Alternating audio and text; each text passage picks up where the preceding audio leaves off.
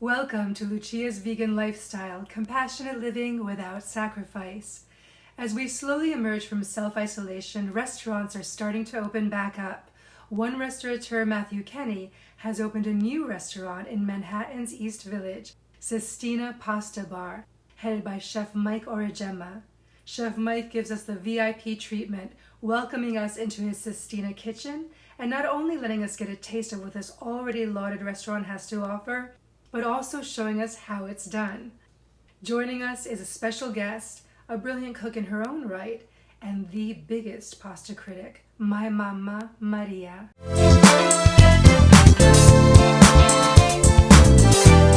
We're in the East Village at the newly opened Sistina, the latest from Matthew Kenny, and I have my guest host today. Hi, this is Lucia's mom, and I am here to try the new vegan Italian restaurant and have some pasta. Let's go inside and have some pasta. We're going to see what the critic, Mamma Maria, thinks. Chef, congratulations on the opening of Sistina. Thank you very much. So tell us a bit about this restaurant. Well, this restaurant was a concept that we wanted to push a little bit more of a plant-based style of Italian eatery. And with our first concept that we've opened with 00, which is a pizza concept, we tried to do the opposite of what everybody loves, which is pasta. So, it was a work in progress to organize and systemize recipes to do vegan pastas. Because with pastas, it entails using a lot of cheese, a lot of eggs, and usually some meat products to give it the stocks and sauces flavors. So we worked for about 4 or 5 months to kind of develop new pasta recipes and how to develop the flavors in the plant-based kind of realm of things to give more of the cheeses and the stuffing for the raviolis, and to impart that in this concept.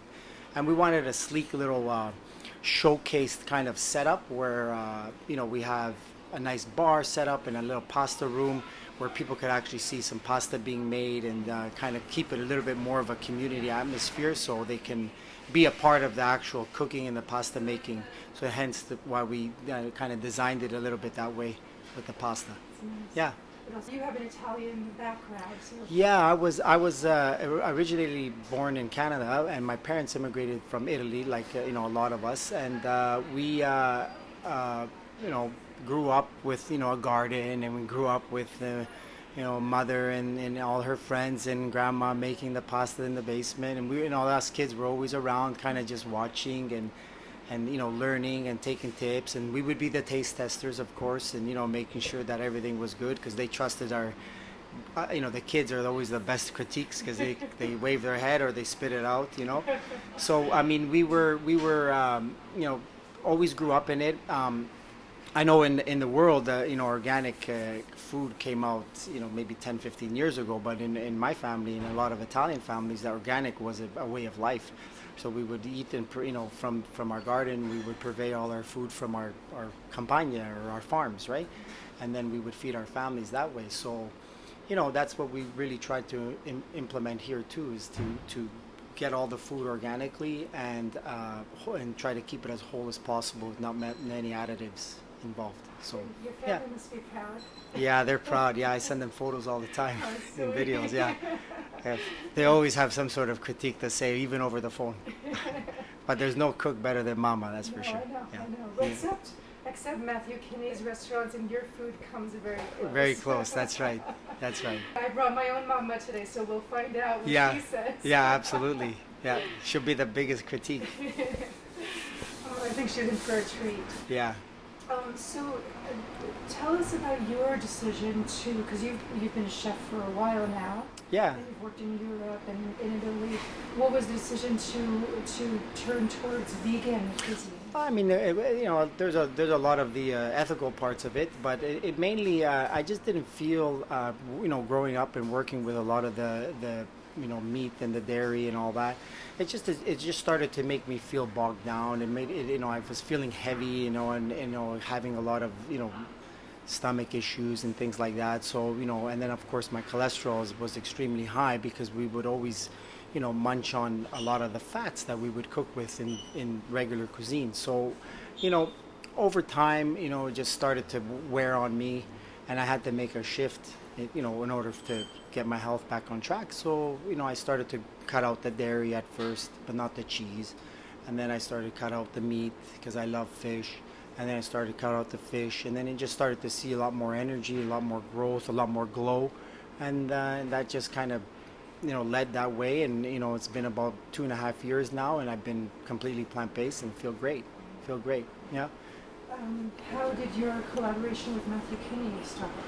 With Matthew Kenny, I was involved with his educational platform when it opened about 6 years ago, and then from there we just built a relationship where we started to educate students and create recipes where students can actually start cooking this type of food or restaurant food at home. And from there we started to create a test kitchen, and I worked alongside the culinary director and started creating recipes. As he started to opening more restaurants, we started to actually have to be kind of focused in creating recipes and training the staff. Hence why, when we opened Sestina, being Italian and understanding a little bit more of the pasta, I was part of the test kitchen that came here to train and operate the restaurant for a while, and of course open more in the near future. I want Matthew Kenny to take over the world. He will. Yeah, one restaurant at a time. Exactly. Yeah. And what is Matthew Kenny's mission? I think Matthew Kenny's mission is to give whole food ingredients and to allow people to understand that, if we can stay away from the meat eating and the dairy eating and help with the environment, because all the carbon footprint, it all flows in as a domino effect within the whole society, that we can make the world a better place and the environment a better place with with one dish at a time, let's say, or one student at a time, because now we're in the educational platform as well. So we're mainly here not to recreate a wheel or of any sort, but we're here to just showcase that it's not horrible to eat vegan food anymore, and it could be done with a lot of flavor, it could be done with a lot of passion, just as any other cuisine in the world. So his mission is great, and then of course he takes a lot of sustainability into play, and he focuses on zero wastage as well. So I mean, it's very, very important that we kind of grasp all aspects of the plant-based world and just try to teach it or spread the word to the whole society. What dishes will we try today? Well, today we got a new one coming on the menu tonight. It's the beet, and it's stuffed with a goat cheese and herb filling that we've made. And because corn's in season, we're gonna serve a nice little white wine corn butter sauce, and just keep it simple. And a lot of things with Italian food, it's all in the pasta. If it's a filled pasta, the sauce is never overpowering. So we just keep the sauces simple with slight flavor to accentuate the filling and the pasta, not to mask it. So that's what we're going to do today. We've mixed the beet with the semolina with beet juice, and we created a nice beautiful beet pasta that we're going to encapsulate the goat cheese with.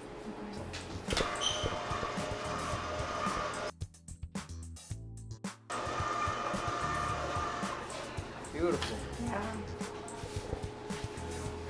We get our little fancy cutters here. We're going to do a mezzaluna shape, which is kind of basically a half moon.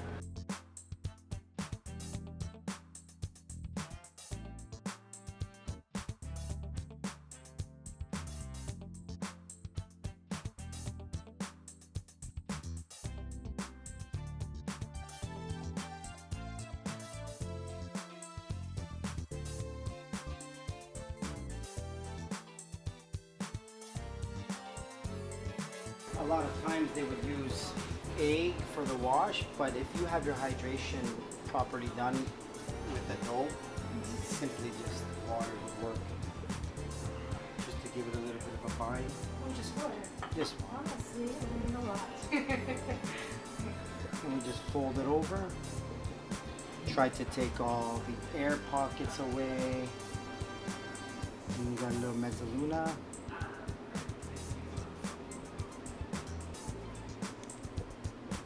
So the key here is to just fold it over, have enough filling to encapsulate.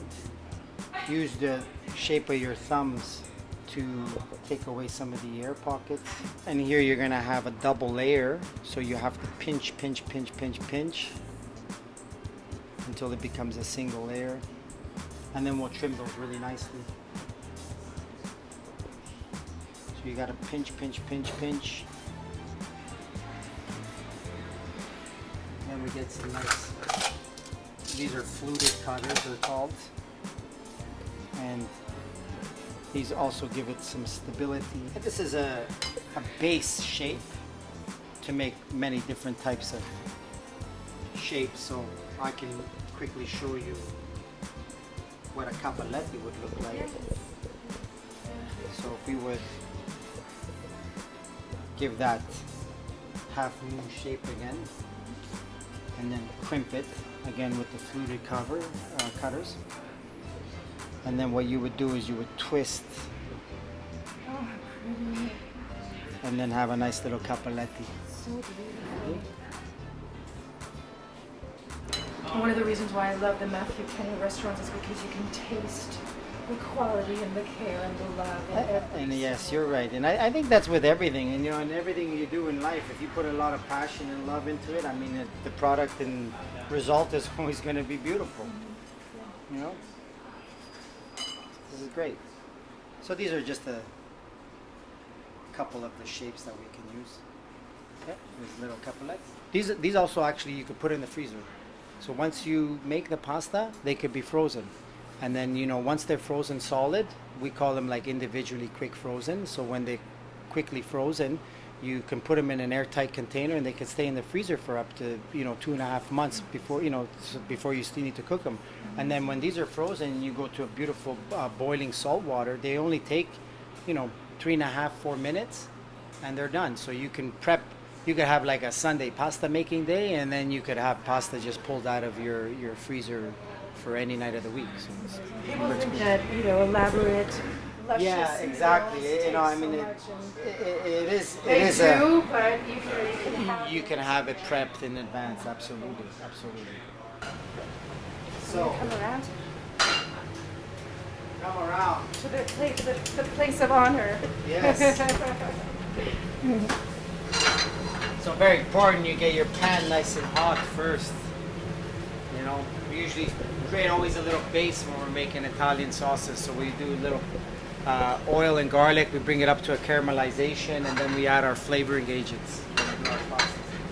So put a little bit of oil, got a little bit of garlic and shallot combination. We can bring that up.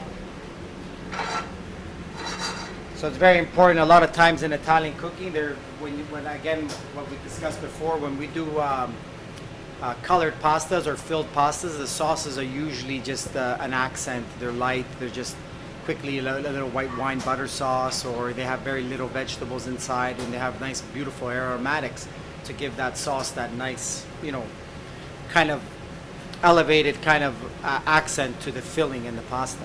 So that's the key. That's what we try to always look for when we're doing filled pastas. And then the ones that are a little bit short, or the ones that are extruded, or the long ones, can have more of a robust sauce to help with the flavoring agents and the tooth feel when you bite let's say a rigatoni alla bolognese. So it's a simple rigatoni but with a hearty sauce, right? So this one here, we're gonna hit it with a little bit of corn that we have. We use all local purveyors. Norwich Farms to be one of them. Give it a little quick saute. We always need to season our vegetables, extrude the water. Then we have a little bit of white wine.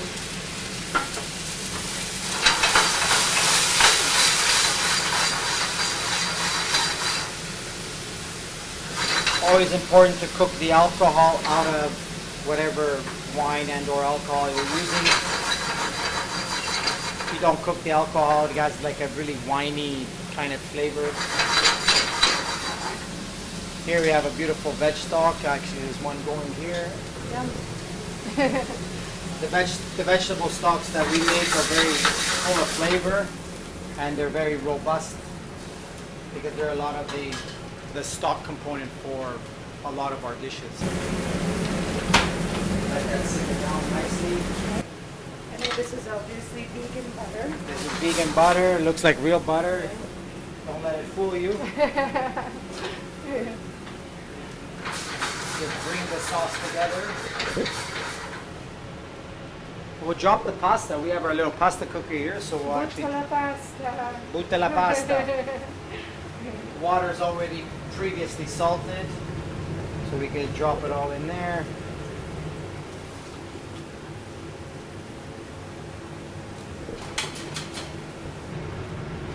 From fresh, it doesn't take long. I mean, you're talking about 1.5 minutes to 2 minutes, and you know, once it starts to boil, it's pretty much there.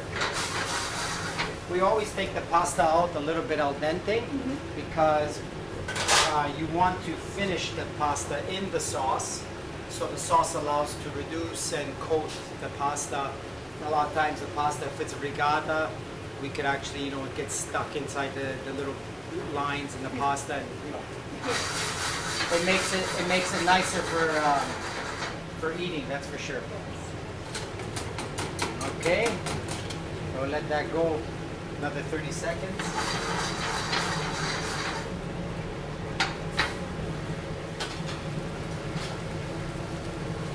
The colors too are so beautiful. It's amazing. It's amazing. That's what you want to stick with, all the beautiful colors.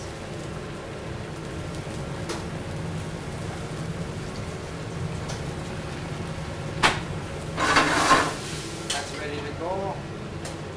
Drop it in the sauce.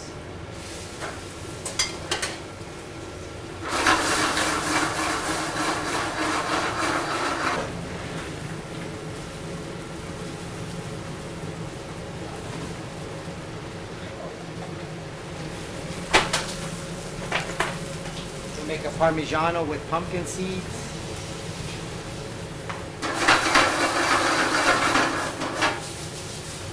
We start to just plate the pasta.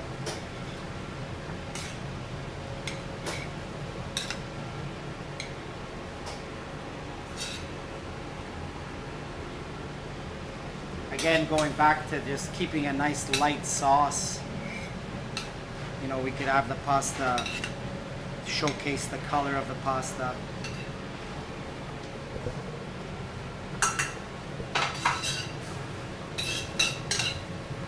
Just get some of this in and around.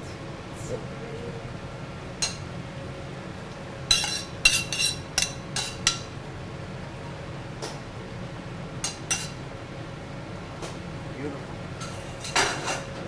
We have some beautiful little nasturtiums. We have a little bit of oil we drizzle it on. Garnish with some nasturtiums.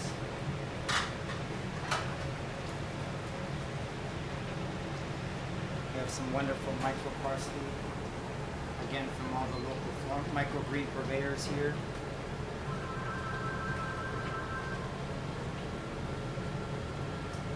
And we make this wonderful herb oil in-house that we can drizzle it on.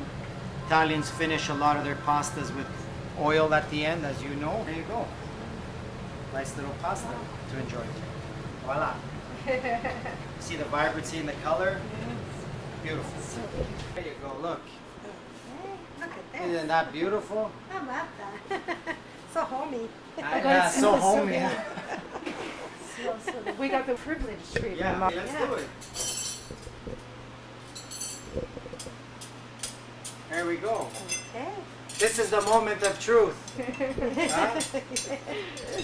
So Me, I don't wait. I don't like things in small portions. I always just grab a whole ravioli. Make sure I put a little bit of herbs on top. Mmm.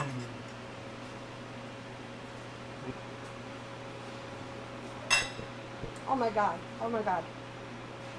There's goat cheese inside. You get the nice tanginess. This is delicious. You get the garlic. The pasta is very thin. Did I get the approval? Yes. Oh my Mama God. Oh my approval? God. Oh my God. This is delicious. Look, she's not stopping. Yeah, no, we can't leave. We can't leave until the whole dish is finished. Oh my God. This is so But good. it's really good.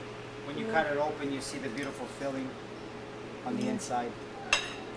Delicious. Even the corn has the so The delicious. corn, yeah, and yeah. we do a lot of cooking with seasonal, like we do, Yeah. you know, like obviously you know, Yeah. because you have the garden at home, whatever grows in the Basil season, and all the that's what you season, yeah. make the food with, right? But that's what you taste. That's right. That, Yeah, it's you taste the delicious. freshness. All right, I'm stealing from Mama's plate.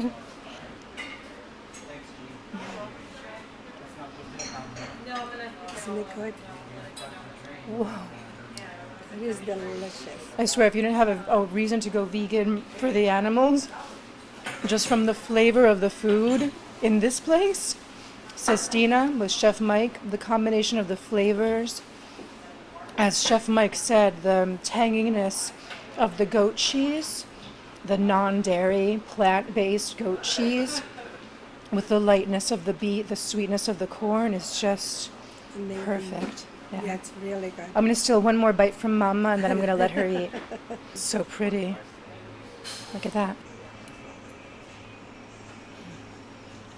You can't stop. Well, thank you for coming and allowing us to share this with you.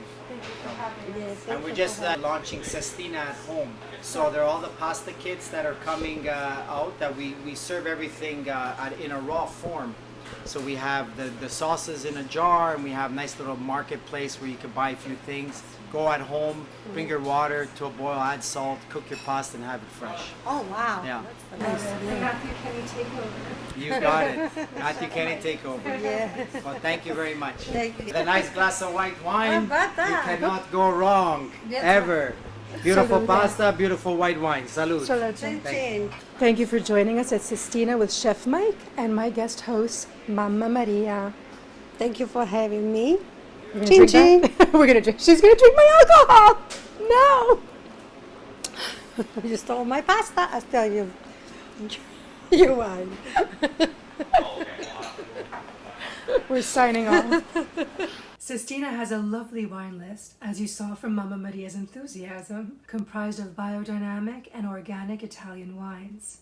They also offer classic Italian cocktails and some with a twist, even for dessert.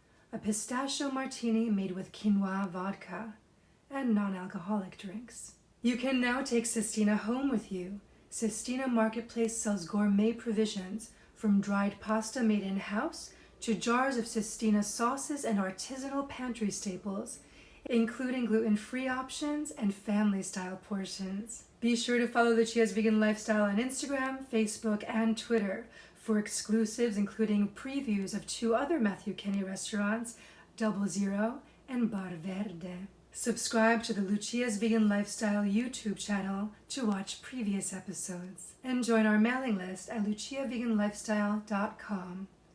Thank you for joining us on this episode of Lucia's Vegan Lifestyle, compassionate living without sacrifice. I'm Lucia, I'm vegan, and this is my lifestyle.